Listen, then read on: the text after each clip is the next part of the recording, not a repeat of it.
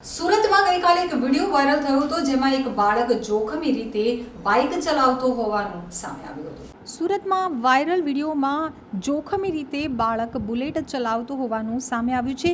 બુલેટમાં પાછળ બેસેલા યુવાને બાળકને જોખમી રીતે સ્ટીયરિંગ હાથમાં આપી વિડીયો બનાવ્યો હોવાનું સામે આવ્યું છે।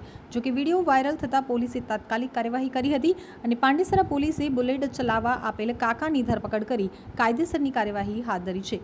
રીલ્સના ચક્કરમાં કાકાએ પોતાનો અને ભત્રીજાનો જીવ જોખમમાં મૂક્યો હતો।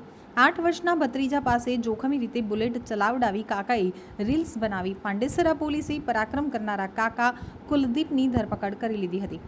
તો મળતી વિગતો પ્રમાણે શનિવારે સવારે સોશિયલ મીડિયામાં એક વિડીયો વાયરલ થયો હતો જેમાં બુલેટ બાઇક ઉપર એક વ્યક્તિ પાછળ બેસી 8 વર્ષના બાળકને બુલેટનું હેન્ડલ પકડાવી બુલેટ ડ્રાઈવ કરાવતો હતો।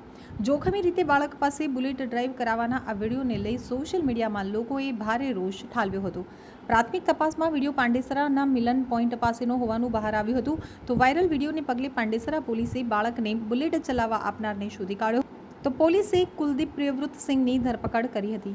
કુલદીપે 8 વર્ષના ભત્રીજા પાસે બુલેટ ચલાવવાનું કારસ્તાન કર્યું હતું। પોલીસે ઝડપી પાડતા 2 હાથ જોડી અને માફી માંગી હતી। મારું નામ સિંહ કુલદીપ છે ને મેં મારા કાકાને છોકરાને ગાડી પર બેસાડી એને સ્ટેરિંગ પકડાવી વિડીયો વાયરલ કરેલી। એના લીધે હું માફી માંગુ છું ને ભવિષ્યમાં આવી ભૂલ મારાથી ન થાય એવી વિનંતી કરું છું। આ મામલે પાંડેસરા પોલીસે મારી વિરુદ્ધ કાર્યવાહી કરી છે।